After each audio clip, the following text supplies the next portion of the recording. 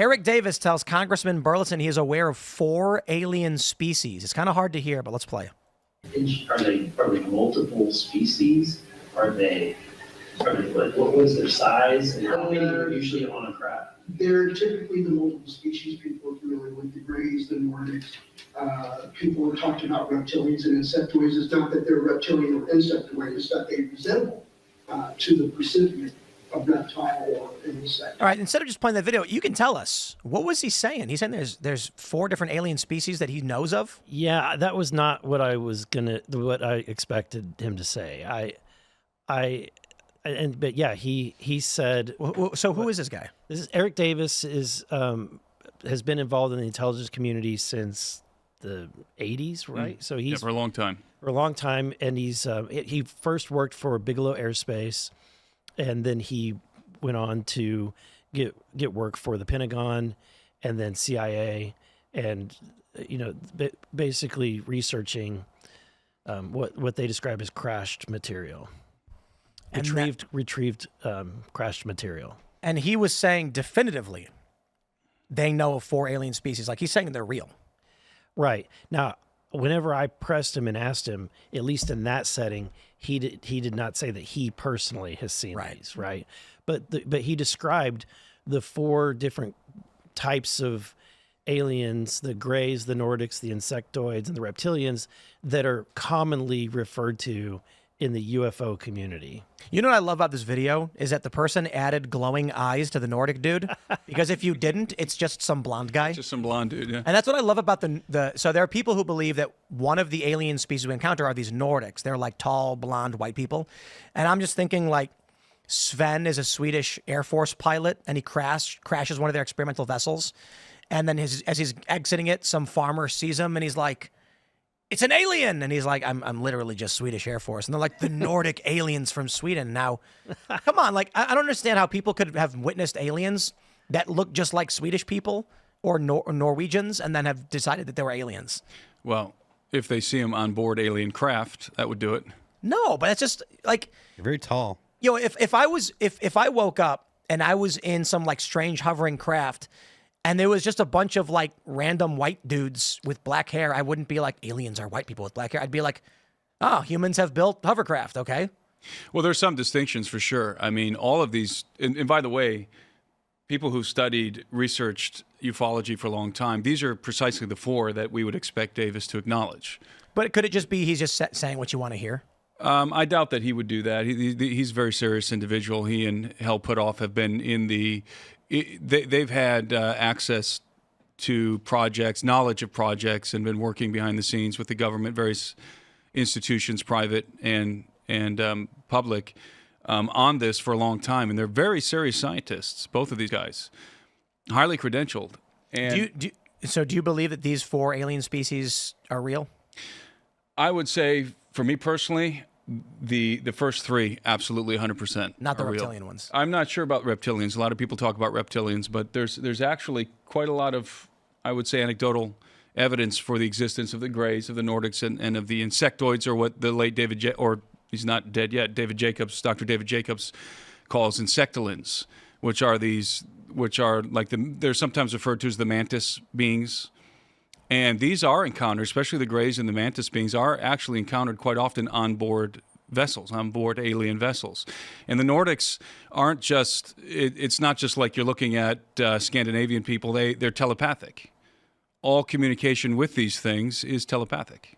And I've heard that they don't exactly look like a human. No, there's some subtle differences, yeah. They would not just blend into the population. No. And that's at least, and I'm not saying I believe it, I'm just saying that's what I've been told. What if they're just people from the future? I think that's an interesting thought experiment, right? That what we're experiencing are future generations of humans who have mastered time travel. And if you mastered time travel today, wouldn't you want to go back and see what was going on in well, you'd have history? I would. You'd have to. I'd want to. I'd want to go back and see, hey, I want to see what the Pharaoh really looked like. Okay, I want to see what confounds me, though, as someone who's not just a skeptic, but someone who just straight up doesn't believe in aliens. If that were true, would the powers that be in the intelligence agencies really just come right out and talk about it so openly? They don't, though. Well, we just heard that. Well, this guy's former, isn't he? Well, no, I mean You're never he's former still- intelligence. Well, I mean, what's Yeah, happened okay, is fair point. is we've had 2 hearings now, and we've had whistleblowers come forth, like David Grush, and they have forced the conversation into the public arena. They forced the conversation. Then you have guys like Congressman Burlison and his colleagues who are fighting for disclosure. Without that battle, without that effort, you wouldn't be hearing about any of this. You wouldn't have these guys coming forward. You wouldn't have Eric Davis coming forward and making these declarations. I wouldn't necessarily call it a declaration. He was answering your question. But this is a new environment. We're in a new space now, post hearings, post UAP hearings, and so I think 5 years ago I would have agreed with you, but that's just not the case anymore. I think the reason they don't say it is because, just put it this way, how would you feel if you woke up and realized you were in a rat cage your whole life and everything you knew was just some stupid rat experiment for somebody, Like when we look at rats in a cage in a lab, we pity them. What if everything you've ever done in your life, everything you hoped for, your dreams, you woke up tomorrow and you knew was completely meaningless? The research you've done, the religion you held, everything was just totally nonsense. So that you're living in a simulation. Yeah. Right. Yeah, or like what if you have the rat Utopia Experiment? They put all the rats in a box and gave them food and water and then watched what happens, and the rats had no idea. What if that's what we're in? They wouldn't want to tell you because you'd lose your mind. I think they would want to tell you. That's why I think that this is a whole Why- alien why though? deception. Why would they? Demoralize the population. It's not just demoralizing. You'd stop working. Is that People would. I mean, if you're the king of the rats in the rat experiment, and you like your luxuries and your boats, you don't want the people to wake up and realize that they're rats in a box who'd stop working. You want them to keep working for you. Yeah. You want them to continue to be non-player characters. Yeah. I jokingly told Joe Rogan that the reason the globalists want a one world government is because we can't join the Galactic Federation until we have a unified governing body. Because who is the Galactic Federation going to negotiate with? Russia or the United States? It would just cause problems. And Joe responded with, I don't think there's a Galactic Federation. I said, Joe, I know I'm kidding. Yeah. But now I'm not kidding. The Galactic Federation won't let the Earth enter because we're a what is it called? There's a term for this. There's the degrees of civilization or whatever. Yeah, Michio Kaku talks about this. Type 1, type type 1 2. civilization. And we're like type 0 is Yeah. like when your planet unifies under one governing authority. yeah. So we're like not even there. No. We're just a bunch of Type Who's- 1 is what when you definition of the who's Type 1 is you use the output of your entire you can manage the star that you are orbiting. Dyson sphere. Yeah. Okay. Type 2 is where you can manage the power in your galaxy, I think, or no, in your solar system. And then after that, it goes up from there, but it basically gets to the point. I think Type 4 was where you can basically transcend Carterv normal Scale. physics. That's what it is, the Carterv Scale. I think. A Type 1 civilization is able to access all the energy available on its planet and store it for consumption. Type 2 can consume a star's energy through the use of a Dyson sphere, and a Type 3 can capture all the energy emitted by its galaxy and every object within it. Yeah, but like, why would we assume a Type 3 civilization exists? Have we witnessed ever through a telescope a galactic species? But everything's really far away, man. You can't talk about this phenomenon, though, as if we're not encountering it. That's the difference. You can't say that this is just theoretical, that maybe what these whistleblowers are talking about is real. No, many people at this point have experienced the phenomenon up close and personal, have seen craft.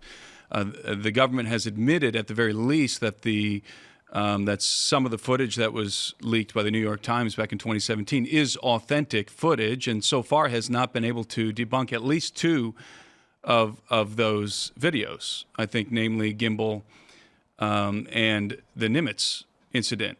I mean, these are legitimate mysteries, and this is technology. What we're seeing is technology. I mean, it's not I think all figment. the aliens are demons. Could be. Why is that laughable? Well, Everything that you're saying sounds laughable. You're asking to the me. right person to answer that question. Yeah, I laugh because that's the most common question that I get personally. But why? But they could be just called by a different name. Yeah, and I would say that we have reason to believe that some of them are at the very least demonic. Well, what I mean by that is the Christian understanding of a demon, which is not a physical being and can appear to be whatever they want to deceive people. Well, the Christian understanding, the traditional Christian understanding of a demon doesn't involve UFOs and technology either. But it does involve deception. It does and involve deception, certainly. apparition. Yeah, I mean, that takes us down a very intricate path. There's a difference between the Western perspective, the Western Christian perspective of a demon, and then if you're going to be very specific to the biblical perspective of a demon, those are very two different things. So in the West, Christians in the West will identify anything that's scary or grotesque or nefarious as a demon or demonic in general, whereas in Hebrew cosmology, there's a very narrow description. A demon is literally and exclusively the disembodied spirit of a dead giant. An unclean spirit. An unclean spirit, yeah, within the context of the biblical narrative. So we have a different definition. Of the Nephilim, right? That's right. So the dead, Precisely. the spirit that remains after the crossbreed between an angel and a human. And a human, yeah. And then what is an angel? Well, that same are we talking within the context of the biblical narrative? So as you described the demon as the spirit of the Nephilim, is that what it is? Yeah, in what would Hebrew, an angel- according to Hebrew cosmology, yes, a demon is exclusively the disembodied spirit of a dead giant, So then, Nephilim. So a Nephilim is a angel-human. A Nephilim is a hybrid. It was the product of copulation between an angelic being and a human female. Then what is the angelic being in that context? I would describe that angelic being as an extraterrestrial. I mean, in the Bible, you have, in the book of Job, we read that the sons of God, the morning stars, they shouted for joy when the foundations of the earth were laid. So that right there, we can understand from a biblical perspective that the angels pre-exist us. They're not from planet Earth. Their origin is not planet Earth. They come from somewhere else. They are therefore technically extraterrestrial. That doesn't mean that they have a physical form, though. Just because they pre-exist us, in my opinion, they're purely intellectual, purely spiritual beings who don't have a physical form, and therefore, how would they be capable of having relations with a human female? We're talking about angels here. Is Nephilim in the modern Christian Bible? Yes. Yeah, And Genesis. There's a famous reference to Nephilim in Genesis 6 or Specifically several. as There's hybrids? and the Book of Enoch. Yeah, it primarily comes from the Book of Enoch. But they're specifically referenced as hybrids between angel and In the Book of Enoch. How does that reconcile if Right. So in the Book of Enoch, there's these 200 watchers. They're called watchers. That reference is found in the biblical narrative as well in the Book of Daniel. It's a very important reference. But in the Book of Enoch, there's 200 watchers, and these are not earthly beings. These are heavenly beings. They're looking down at the earth, and they are enamored of human women, of the daughters of men, and they actually lust after them, according to the Book of Enoch. So what I call the first cause of the watcher's transgression is lust. They're lusting after human women. And again, according to the Book of Enoch, they concoct this plan that they're going to descend to the earth and they're going to marry. They're going to select a wife, each one of them, and they're going to marry these women, and then they're going to copulate with them and procreate through them. So all of this activity, I mean, it wouldn't make any sense if you didn't have a body. If there was no corporeal reality involved. Just to quickly mention, the Book of Enoch was never included in the Old Testament or the New Testament, just to be clear, because that's something that's important to mention as well. The Book of Enoch was never canonized, no, although it was adopted into the canons of the Tawahedo Orthodox Church and also the ancient Jewish Orthodox in Ethiopia. So, I mean, there was a lot of controversy about the Book of Enoch a long time ago. And it was, just to clarify, in the King James Bible, it mentions Nephilim? Yes. And several times. Specifically as hybrids between angels and women? Yes, Genesis 6. Well, it doesn't specifically say hybrids between angels and women. It talks about the sons of God, that they saw that the daughters of men were fair, were comely, and they married them. They took wives from among the daughters of men, and then there's a reference to the Nephilim. The Nephilim were in the earth in those days. Mighty men. I just asked because, Mary, your view is that angels are purely spiritual beings? Yes. How would the Bible describe angels taking wives if they were not physical? or eating with people. Like what was the angel that met with Abraham? Yeah, right. The angel, meal. But right, I feel and with like Lot. we're just putting a very reductive and human view over something that just transcends our understanding. Well, it depends on what worldview you're coming from. What is the framework of your perspective? And if you're framing this within a biblical context, then it becomes a theological question. And we can, make references to certain things that angels do within the biblical narrative and make a theological case that angels do, in fact, have corporeal reality. They have physical bodies. They do things. They lust. I mean, lust is a real problem for me personally. If you have a being that's lusting but doesn't have a body, how does that work? I mean, how can you feel the sexual impulse without the equipment, so to speak? So that's why I call it the first cause of the Watcher's descent, of the Watcher's sedition, what amounts to sedition against the kingdom of heaven. They descend to the earth because they lust after human women and they desire to copulate with them and procreate through them. But the fall of the angels was because of Satan's rebellion, which originated from pride. Yeah, we're talking about two different scenarios. The Watchers is actually a different event. That's something that happens in the days of Jared, according to the Book of Enoch. Okay. So the descent of these 200 Watchers is a. And by the way, this. Why was Enoch not included?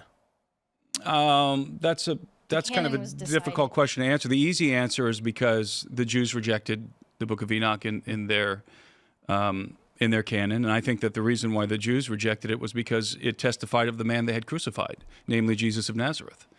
The Book of Enoch specifically, the Book of Enoch is very complex. It's not just one, it's not one singular author. It's a compilation of texts.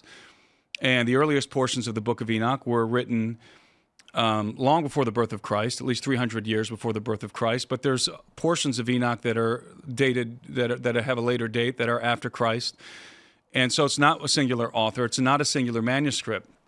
But the earliest portions of the Book of Enoch are foundational to Hebrew cosmology in the narrative of the Watchers, which comes from the first Book of Enoch, the earliest manuscript, which is the Book of the Watchers, and then B, even to the eschatology of the writers of the New Testament, their view of the end times, their view of the role of the Messiah in the end times. Much of that comes directly from the Book of Enoch. So they were clearly influenced by the Book of Enoch. In fact, there's verses from the Book of Enoch, from First Enoch, that are literally copied and pasted verbatim in the New Testament, in the Book of Jude.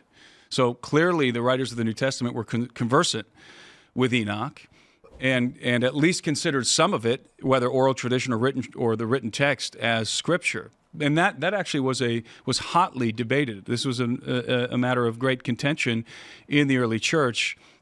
Many of the church fathers believed that the Book of Enoch was scripture, or at least had some value, and others did not. And there was a battle that took place, and ultimately they decided to not include it in the canon. Do you think then that like these religious texts are actually more ancient aliens, as if like aliens visited Earth and then procreated with people and did stuff to Earth, or do you believe it actually is mystical, spiritual, etc.?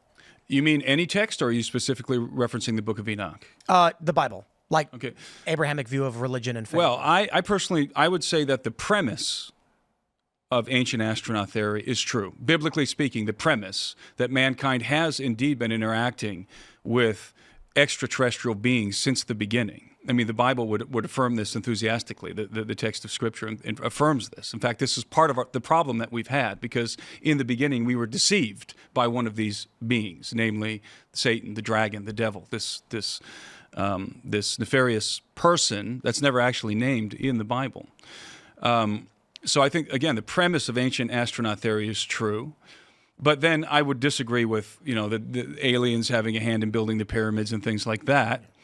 Although I do believe personally that the Enochian tale, the narrative of First Enoch, specifically from the Book of the Watchers, the earliest portion, is historically true. I personally believe that. I do believe that 200 Watchers descended to the earth and took wives from among the daughters of men, copulated with them. The women conceived and gave birth to giants. In fact, this general narrative is found all over the ancient world. I mean, there's a universal testimony this is usually framed in the context of the Golden Age, or as the ancient Egyptians referred to it as Zep-Tepi, the first time. And in every case, I mean, every primary ancient civilization has a legend like this. The gods descended to the earth. And they were all 8 feet tall or something? Well, the gods themselves, I'm not sure, but their progeny are most often described as giants. Were they green? I don't think so. There's because you've got the jinns and the genies in the Middle East. Yeah. 8 foot tall, green and blue. And then you've got Quetzalcoatl in Central America. Yeah. And so people, I've read questions about why different cultures on the other side of the planet have similar myths of similar beings. Yeah. Well, specifically, when you talk about giants, and this story in general, the narrative that I just laid out, that the gods descended, cohabited with human beings, copulated with human women, and progenerated a race of giants, that is ubiquitous.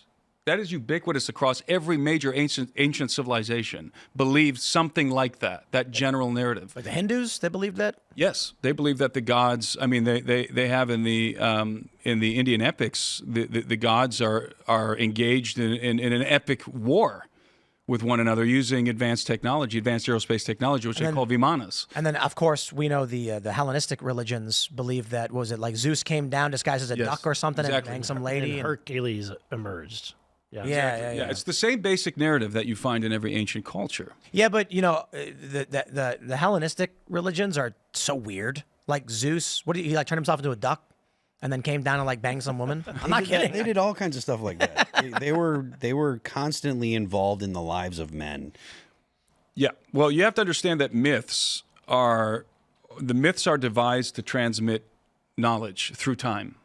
So these stories are crafted. Swan, sorry, not a duck. Yeah, these stories are so bizarre. They're intentionally crafted this way so that they can be orally transmitted through time. And the people who transmit the myths think that they're just these. Well, in the ancient times, they believe them literally, but when in reality they encapsulate information, historical, scientific information. That's what myths are designed to do. They can corrupt as well, and that's probably we call that the purple monkey dishwasher phenomenon.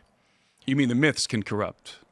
Just information transmitted from generation to generation corrupts. Without hard data preserving it. Yeah, I would agree with that.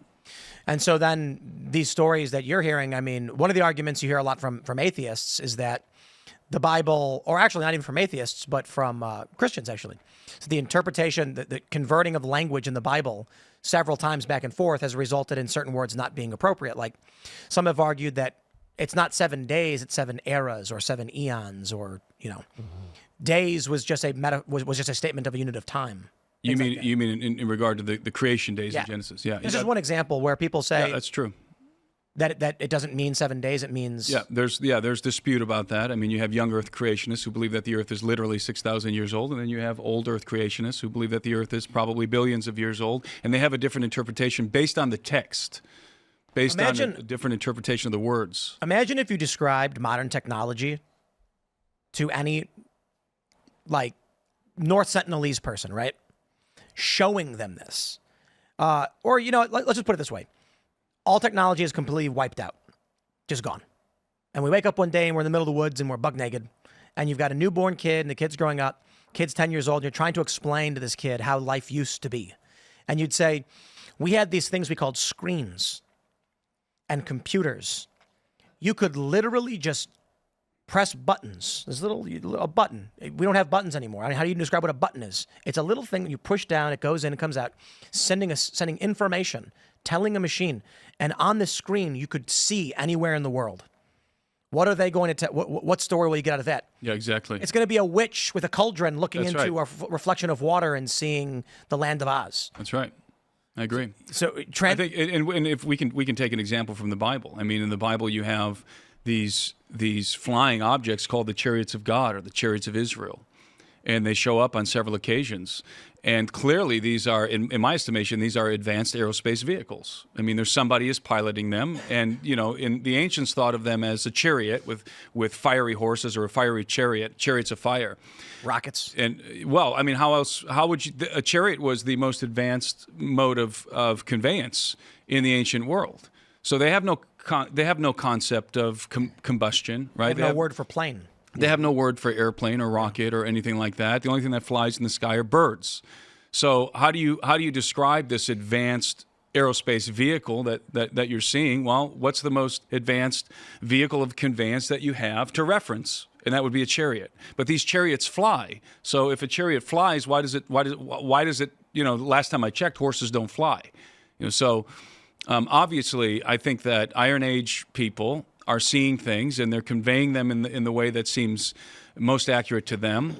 And I think in some instances we've made the mistake of interpreting some of that literally. I don't believe in flying horses. I think what they were seeing was advanced aerospace vehicles. I'm confused because my assumption from text like that is not that they're describing it in a way that's culturally relevant to them, but that it was presented to them in a way that was culturally relevant and understandable to them. So they would see chariots because it was intended for them to see that. I see what you mean. Like the way that angels appeared to people is not, this is in the Catholic view, it's not the way they actually look because they don't have a physical form. They appear to you in a way that communicates their nature in a way that humans can understand. This ascribes to angels metamorphic powers. They might as well be genies. And I don't believe that. I think they're not all that different from us. And in fact, I write about this in my book Birthright, but I think that we are the younger sibling in the family of God, and that angels are our angelic elder siblings, and we're not all that different. In fact, we're so alike that we can procreate, we can breed. Yeah, I just think all of that's produce bullshit. offspring. Thanks for checking out this clip from Timcast IRL. Make sure to watch the show live Monday through Friday at 8 p.m. Subscribe to this channel, and we will see you all there.